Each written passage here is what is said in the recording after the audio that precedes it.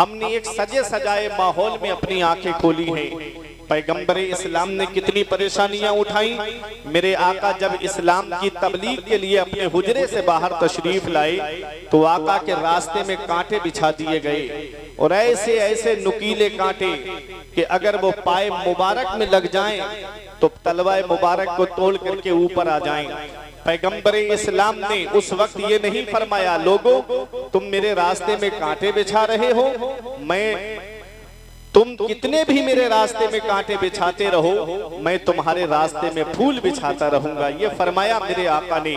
पैगंबर इस्लाम जब बाहर तशरीफ लाए, एक जालिम ने ऐसा पत्थर का निशाना बांध के मारा कि नबी की मुकद्दस पेशानी पे आकर के लगा। वो नबी की मुकद्दस पेशानी जिसके बारे में मेरा इमाम कहता है, जिसके माथे शफाअत का सेहरा रहा, उस जबीने सआदत पे लाखों सलाम। नबी की मुकद्दस पेशानी से खून निकलने लगा। आका अपने हुजरे में तशरीफ लाए, हजरत खदीजतुल कुबरा की नजर पड़ी, रोने लगी और खून के असर को अपनी मुबारक चादर को पानी में भिगो करके खून के असर को साफ करती हैं। आज की कोई औरत होती तो कह देती, आपको क्या पड़ी है अपनी पेशानी लहू लुहान कराने की, ये कौम जहन्नम में जाना चाहती है तो जाने दीजिए। वो उम्मुल मोमिनीन है, तमाम मोमिनों की माँ है। अर्ज करती हैं, या रसूल अल्लाह, अल्लाह आपकी मेहनतों को जाय नहीं फरमाएगा। पैगंबर इस्लाम ने कितनी परेशानियां उठाई। वो ताइफ का मैदान आज भी गवाह है। जो लोग उम्रा करने जाते हैं, जो लोग हज करने के लिए जाते हैं, वो गली आज भी देखते हैं जहां मेरे आका के ऊपर पत्थरों की बारिश की गई थी। मेरे आका जब ताइफ के मैदान में पहुंचे, चारों तरफ से पत्थरों की बारिश हो रही है। मेरे आका की नालैन शरीफ खून से भर गई थी। आका एक बाग के अंदर तशरीफ ले गए। एक फरिश्ते ने आकर कहा, आका मुझे इजाजत दे दो, मेरी हुकूमत हवाओं पर है, मेरी हुकूमत तूफानों पर है, मैं इन ताइफ वालों को पहाड़ों से टकरा के मार दूं। एक फरिश्ते ने कहा, आका मुझे इजाजत दे दो, मेरी हुकूमत बारिश पर है, मेरी हुकूमत तूफानों पर है, मुझे इजाजत दे दे, मैं इनके ऊपर इतनी बारिश करूं यहीं डूब करके मर जाएं। हजरत जिब्राइल अलैहिस्सलाम ने कहा, आका ये ताइफ दो पहाड़ों के बीच में बस्ती आबाद है, मुझे इजाजत दे दो, पहाड़ मिला देता हूं, यहीं पिस के मर जाएंगे। तो आका ने इरशाद फरमाया, फरिश्तों मैं इस दुनिया में कहरो गजब बनकर नहीं आया हूं, मैं तो रहमतुल लिल आलमीन बन के तशरीफ लाया हूँ, मैं तो सारे जहान के लिए रहमत बन के तशरीफ लाया हूँ। कितनी परेशानियां उठाई मेरे आका ने इस इस्लाम की खातिर। नबी ने मक्का छोड़ा, मदीने में आए, तब भी मेरे आका को चैन से बैठने नहीं दिया। कभी जंगे बदर हो रही है, कभी जंगे उहुद हो रही है, कभी जंगे खैबर, कभी गज़वाए तबूक। अल्लाह अकबर। जब सन हिजरी 8 आती है और जब नबी ने मक्के को फतह किया है, मेरे आका 10,000 सहाबा का लश्कर लेकर के जब मक्के में दाखिल होते हैं, फातिहाना शान से मेरे आका तशरीफ लाए हैं। हजरत सैफुल्लाह खालिद इब्ने वलीद की जुबान से निकल गया, अल यौम यौमुल मलहमा, आज का दिन बदला लेने का दिन है, आज का दिन खूनेजी करने का दिन है, आज चुन चुन करके मारने का दिन है। आका फरमाते हैं, ओ सैफुल्लाह खालिद इब्ने वलीद, ये न कहो कि आज का दिन बदला लेने का दिन है, ये कहो अल यौम यौमुल मलहमा, आज का दिन रहम करने का दिन है, आज का दिन तो माफ करने का दिन है। वो भी निगाहों के सामने खड़े हैं जिन्होंने नबी के सगे चचा हजरत अमीर हमजा को शहीद किया था, वो भी निगाहों के सामने जिन्होंने नबी के सगे चचा का मुसला किया था। आज हमारे घर में अगर कोई किसी पे जुल्म कर दे तो जब उसका परिवार हमारे सामने आता है, हमारे दिल में खून जो है जोश, हमारे जिस्म में खून जोश मारने लगता है कि हम इससे बदला लेंगे, इसने मेरे परिवार को सताया है। आज जरा जरा सी बातों पे हम रिश्ते तोड़ देते हैं, आज जरा जरा सी बातों पे रिश्ते खत्म कर देते हैं। आओ जरा पैगंबर इस्लाम की शान देखो। आज जिस नबी की मोहब्बत में तुम यहाँ पर आए हो, उस नबी का जरा मकाम देखो। पैगंबर इस्लाम के सामने, निगाहों के सामने तमाम लोग हैं। मेरे आका फरमाते, क्या सोचते हो मेरे बारे में? सबने एक जुबान होकर कहा था, आप करीम इब्ने करीम हैं, आप सखी इब्ने सखी हैं, हमने आपको करम करने वाला पाया है।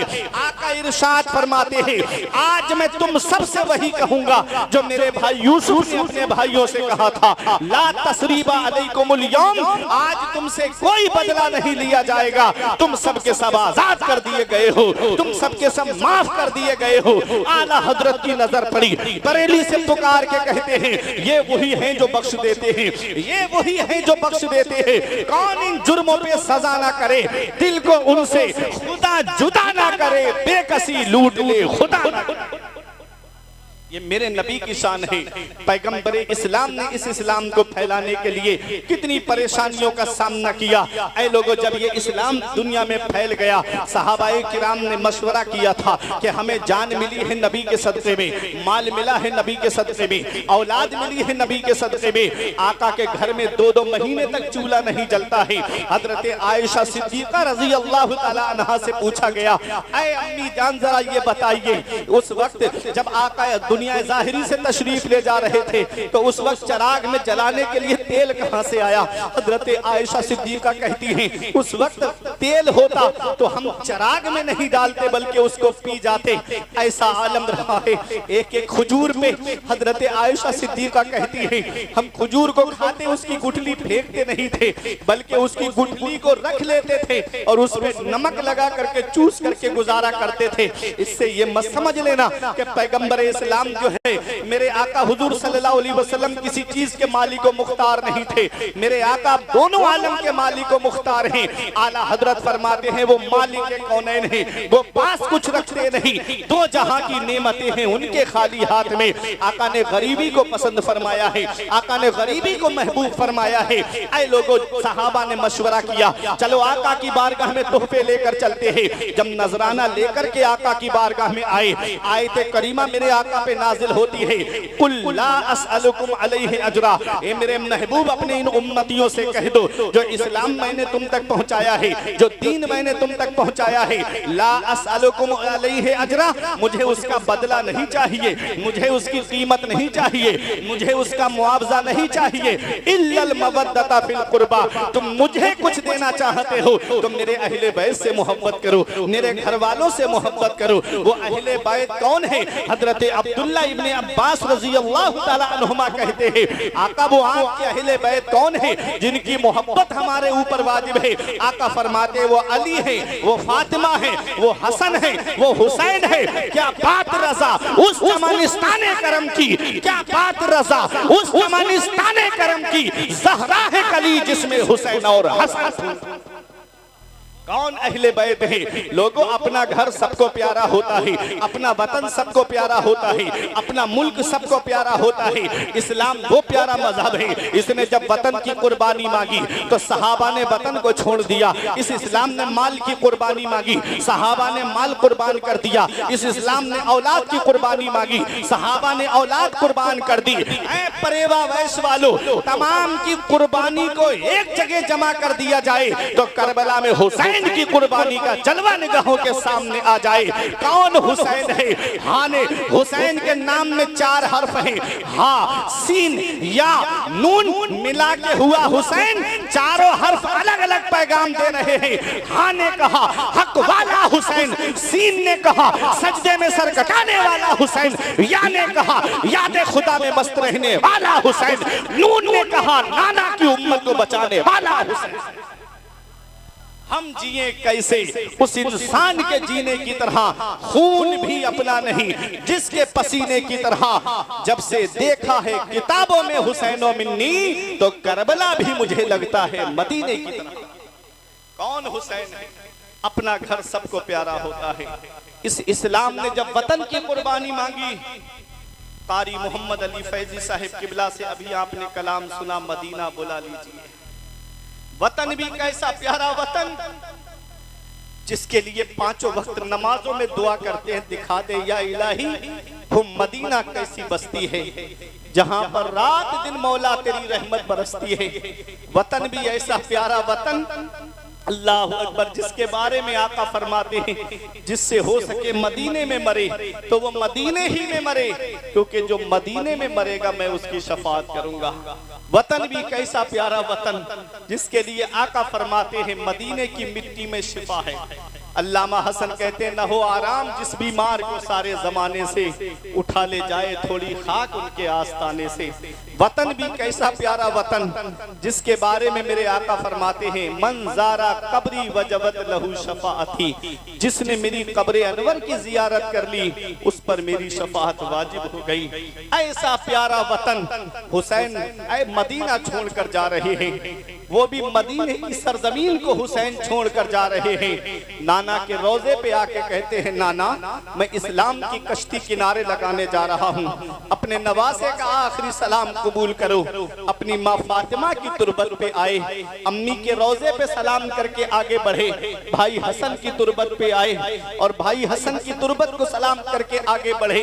और जब मेरा हुसैन मदीने से बाहर निकलने लगा तो मुड़ मुड़ के देख रहा था नाना के रोजे की तरफ, मुड़ मुड़ के देख रहा था नाना की तुरबत अतहर की तरफ। आज कारी मोहम्मद अली फैजी यहाँ बैठे हैं, कई बार गुंबद खजरा के जलवे देख कर आए हैं। फतेह मोहम्मद अलीमी साहब यहाँ बैठे हैं, इनसे आप पूछेंगे ये आपको बताएंगे या आपके यहाँ पर कितने लोग ऐसे होंगे जिन्होंने हज किया होगा या उम्रा किया होगा, जिन्होंने गुंबद खजरा के जलवे देखे होंगे। आदमी जब तक मक्के में रहता है घर बार की याद आती है, प्रॉपर्टी की भी कभी कभी याद आती है, लेकिन जब हाजी या उम्रा करने वाला मदीना पहुंचता है, एक बार गुंबद खजरा निगाहों के सामने आता है, दिल में इश्क रसूल का समंदर तलातुम खेज हो जाता है, नबी की मोहब्बत में गुम हो जाता है, नबी के इश्क में गुम हो जाता है। और उसके लबों पे यही होता है, सुबह हो तो कहता है मुस्तफा जाने रहमत पे लाखों सलाम, दोपहर हो तो कहता है काबे के बदरुद्दुजा तुम पे करोड़ों दुरूद, शाम हो तो कहता है या नबी सलाम अलैका। ऐ लोगों, नबी की मोहब्बत, अल्लाह अकबर, उनसे पूछिए इस वक्त जो वहाँ की हुकूमत है वो 8 दिन से ज्यादा मदीने में हाजी को या उम्रा करने वाले को रहने नहीं देती। 8 दिन कब पूरे हो जाते हैं पता भी नहीं चलता, 8 दिन कब निकल जाते हैं उसे एहसास भी नहीं होता। जब 8 दिन पूरे होते हैं तो कानों में एक आवाज आती है, फला तारीख में जो हाजी आए थे या उम्रा करने आए थे अब उन्हें मदीना छोड़ करके निकलना है। अल्लाह अकबर, कोई मदीने से मक्के के लिए आता है, कोई मदीने से डायरेक्ट घर के लिए आता है, वो आखिरी सलाम, वो अलविदाई सलाम। अल्लाह अकबर, एक आशिक से पूछिए जब गुंबद खतरा पे सलाम करने के लिए जाता है और जब आका के रोजे पे अलविदाई सलाम करके जब वापस होता है, सुनहरी जालियां पकड़ के कहता है, मौला इस दयार में आने के लिए पूरी जिंदगी दुआ करता रहा, दिखा दे या इलाही वो मदीना कैसी बस्ती है जहाँ पर रात दिन मौला तेरी रहमत बरसती है। मौला गुंबद खजरा के जलवों में गुम हो गया, 8 दिन कब निकले मौला पता भी नहीं चला। ए मेरे मौला तू मुझे जिंदगी दे, मौला तू मुझे माल दे, दौलत दे, तो एक बार अपने महबूब का रोजा और दिखा देना। यही तमन्ना लेके आता है कि एक बार अपने महबूब का रोजा और दिखा देना मेरे मौला। अल्लाह अकबर, ये एक आशिक है, 8 दिन मदीने में रहने वाला हाजी या उम्रा करने वाला जब गुंबद खजरा के जलवे देख करके वापस होता है, जब मदीने से रुखसत होता है तो उसके दिल की कैफियत मैं आपको बताना चाहता हूँ। मैंने खुद हाजियों की जुबानी सुना, मैंने खुद उम्रा करने वालों की जुबानी सुना कि जब गुंबद खजरा पे सलाम करके जब हाजी वापस होता है तो आंखों से आंसू रोके नहीं रुकते हैं। सामान्य सफर तैयार करता है हाजी मगर आंसू नहीं रुकते, आंसुओं के सैलाब को आस्तीन में जज्ब करता है हाजी और अपना सामान लेकर के सवारी की तरफ बढ़ता है।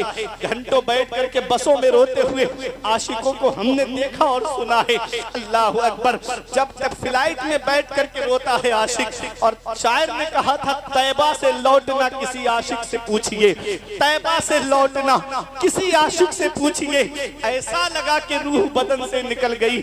और अल्लामा हसन कहते हैं मर के जीते हैं जो जाते हैं मदीना ए हसन, और जी के मरते हैं जो आते हैं मदीना छोड़कर। अल्लाह अकबर, मदीने की सरजमीन को 8 दिन मदीने में रहने वाला हाजी जब छोड़े, उम्रा करने वाला जब मदीने की सरजमीन को छोड़े तो आंखों से आंसू रोके नहीं रुके। ये वो हाजी है, उम्रा करने वाला है जिसका घर मदीने में नहीं, जिसकी प्रॉपर्टी मदीने में नहीं, जिसका सरमाया मदीने में नहीं, जिसका कारोबार मदीने में नहीं, जिसका घर मदीने में नहीं, सिर्फ नबी का रोजा देखने गया है, तब मोहब्बत का ये आलम है। अरे बिन लेकिन देखे जब ये आलम है तो दीदार का आलम क्या होगा। अल्लाह अकबर। अभी इसने नबी के रोजे का दीदार किया है, नबी के जलवों को नहीं देखा है।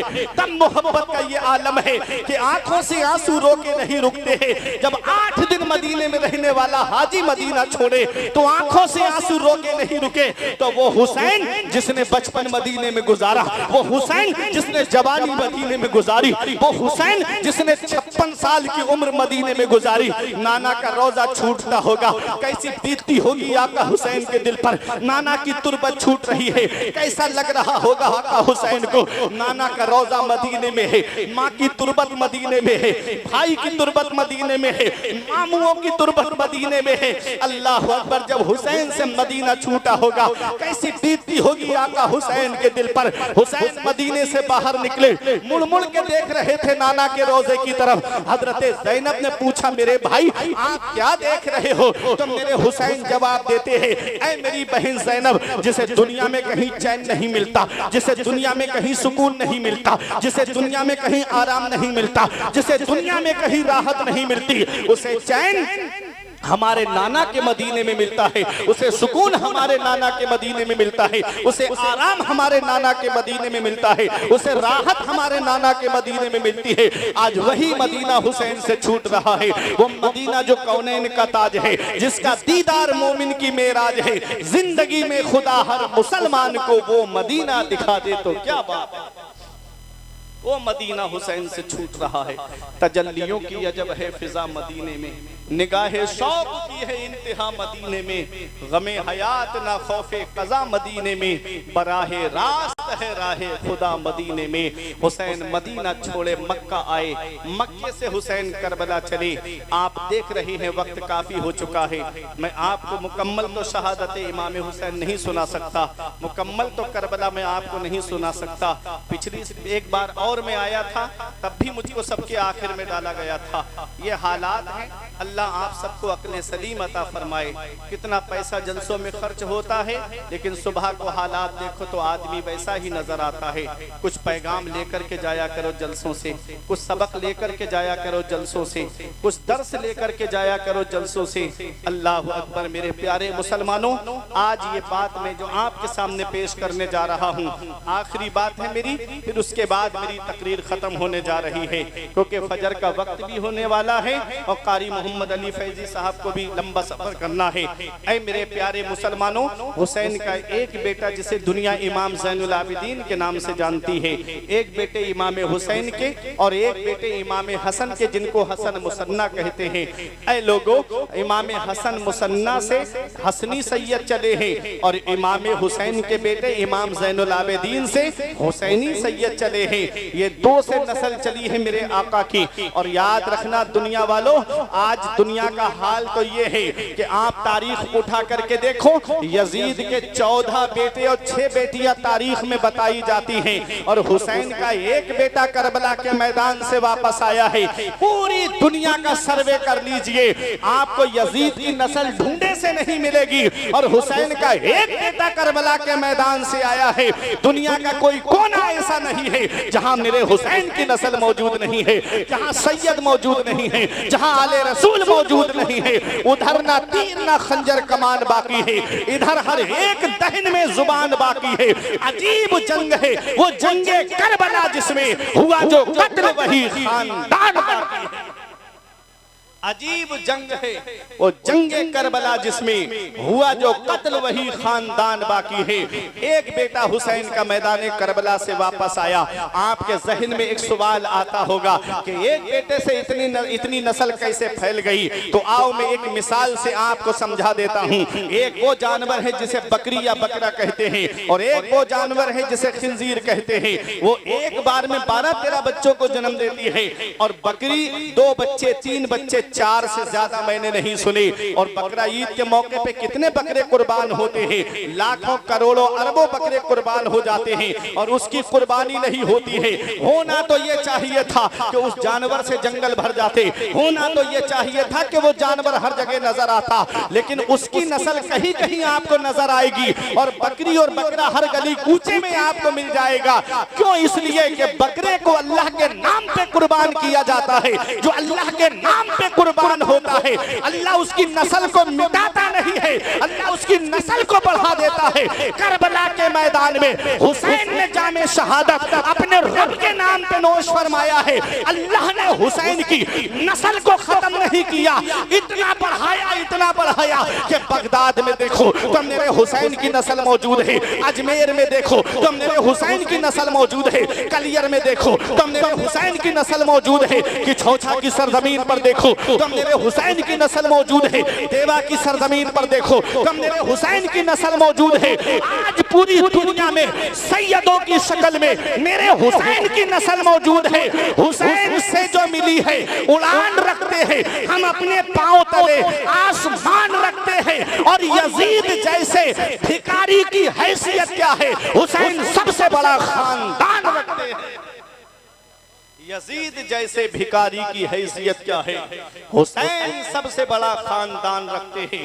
एक बेटा हुसैन का मैदान करबला से वापस आया, उनकी मैं एक बात आपको बता दूं और अपनी जगह बैठ जाऊं। कौन इमाम ज़ैनुल आबिदीन हैं?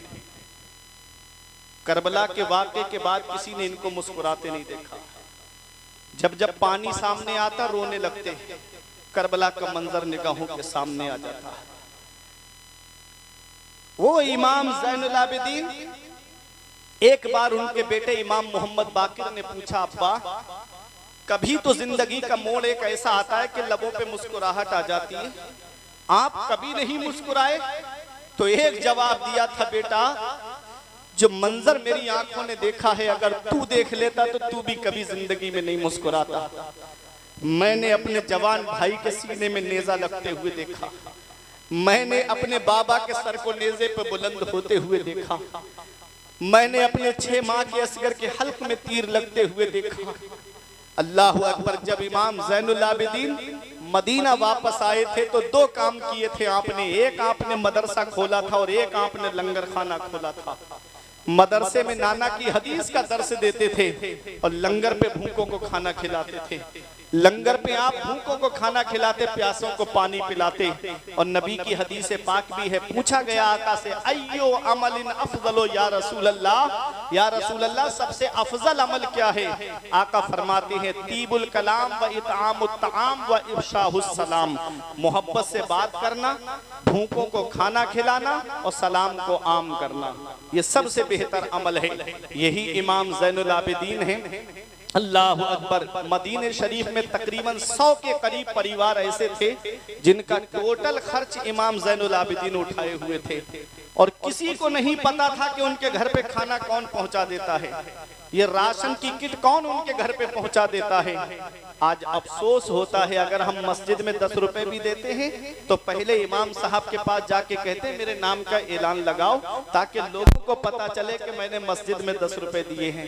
अगर किसी गरीब को कपड़े दे देते हैं तो 4 जगह चौराहों पे जिक्र करते हैं कि मैंने फला गरीब को कपड़े दिए थे। ये हाल आज हमारा है। आओ जरा हुसैन के बेटे की शान देखो। इमाम ज़ैनुल आबिदीन तकरीबन 100 परिवार ऐसे मदीने शरीफ में जिनका टोटल खर्च आप उठाए हुए थे। एक दिन इमाम मोहम्मद बाकिर उनके बेटे ने कहा, अब्बा जान आप बुजुर्ग हो गए हैं, बूढ़े हो गए हैं, आप अपनी पीठ पे बोरी लाद करके लेकर के जाते हैं रात में, बाबा आप मुझे इजाजत दे दो, आपका जवान बेटा कब काम आएगा, मुझे इजाजत दे दो, मैं उनके घरों पे ये सामान पहुंचा के आ जाता हूँ। तो हुसैन के बेटे की शान देखो, फरमाते हैं बेटा अगर मैं तुझे उनके घरों पे भेजूंगा तो मुझे उनके नाम भी तुझे बताना पड़ेंगे और मैं नहीं चाहता कि किसी को पता चले कि मदीने शरीफ में फला परिवार गरीब का है, उसका नाम जाहिर हो जाए। अल्लाह अकबर। आज हमारा हाल, अगर कोई एक केला भी किसी मरीज को देता है तो पहले फोटो खींच करके उसको फेसबुक पे डालता है। लॉकडाउन में नहीं देखा किसी गरीब को आपने कि एक औरत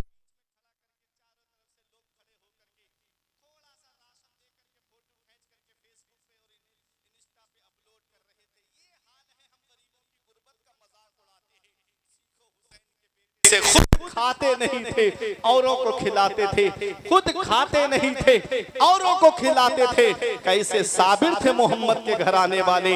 ये हुसैन के बेटे की शान है। फरमाया बेटा मैं तुझे भेजूंगा तो उनके नाम भी तुझे बताना पड़ेंगे, और मैं नहीं चाहता कि किसी को पता चले कि मदीने में फला परिवार गरीबों का है।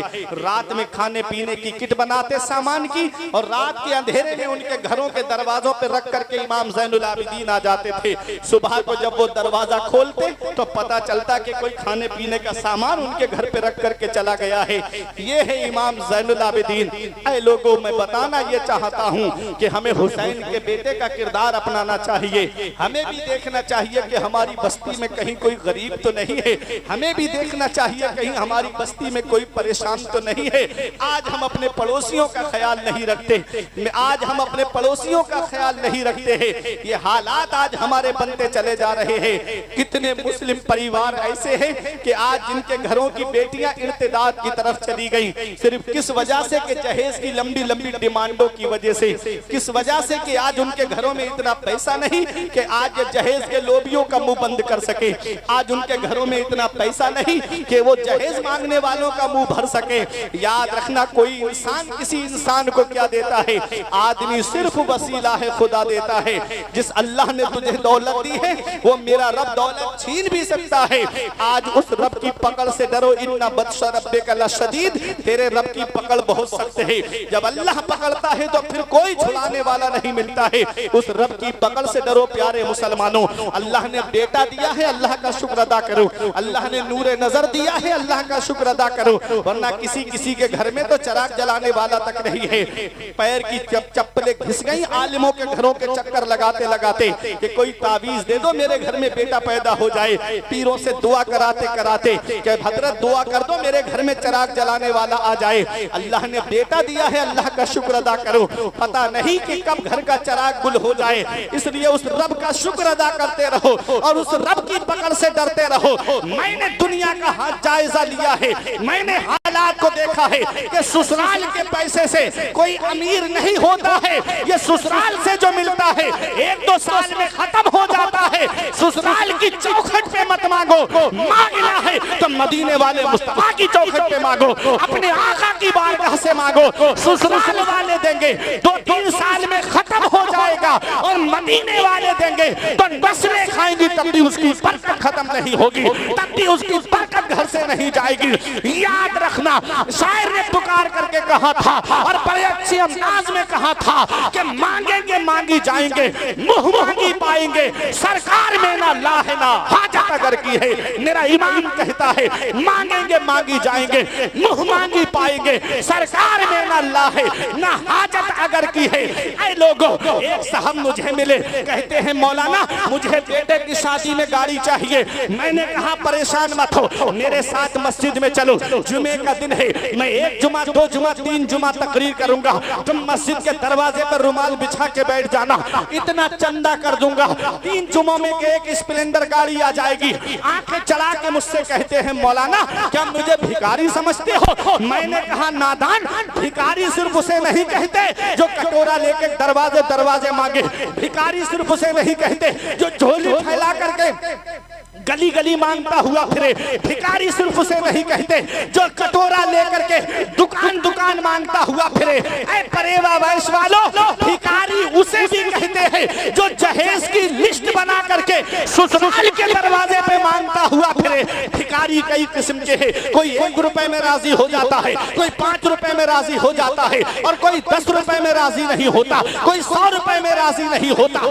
ऐसे ही इसमें भी भिखारी है, कोई स्प्लेंडर पे राजी हो जाता है, कोई अपाचे पे राजी हो जाता है, और कोई कार पे भी राजी नहीं होता है। ऐ लोगों याद रखो, ये दुनिया वालों से मांगोगे जिल्लत मिलेगी, मदीने वाले मुस्तफा से मांगोगे इज्जत मिलेगी। हमने कहा नादान, हम मांगने से मना नहीं करते, मांगो, मांगना मोमिन की की शान है, लेकिन कहाँ मांगना चाहिए? तो सुनो, हम तुमसे नहीं पूछते हैं, कारी मोहम्मद अली फैजी से नहीं पूछते हैं, हाफिज आरिफ से नहीं पूछते हैं, हाफिज असलम से नहीं पूछते हैं कि किससे मांगे। चलो बरेली की सरजमीन पर ईमान इसको मोहब्बत की बारगाह में आला हजरत से पूछो, हमें मांगना है, हम कहाँ मांगे? तो आज भी गुंबदे रजा से आवाज आएगी, कौन देता है? देने को मुंह चाहिए। कौन देता है? देने को मुंह चाहिए। देने वाला है सच्चा हमारा नबी,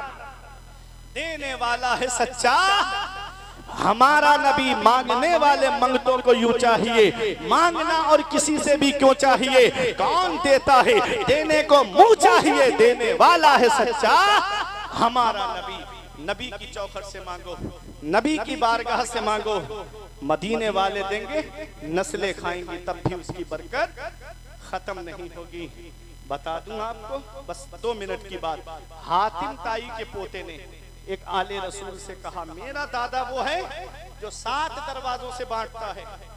तब भी बांटने की शान ये है, लेने वाला एक दरवाजे से लेके दूसरे पे आए तब भी देता है, 7 पे बारी बारी आए तब भी देता है, मना नहीं करता।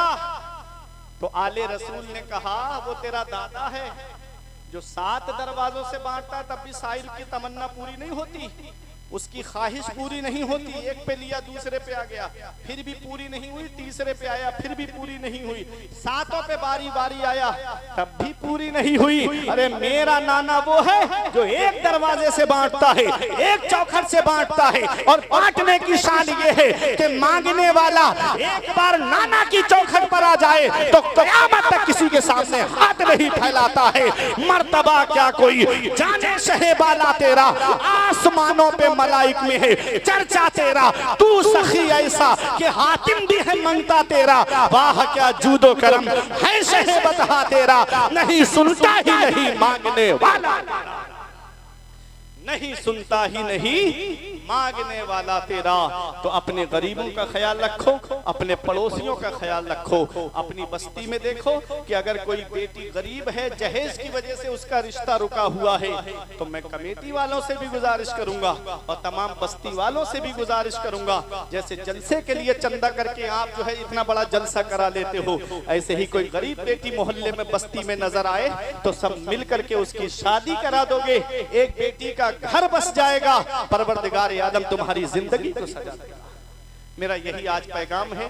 दुआ है परवरदिगार आदम की बारगाह में कि मेरे कुछ अर्ज करने में कोई गलती हुई हो तो मौला मुझे माफ फरमाए।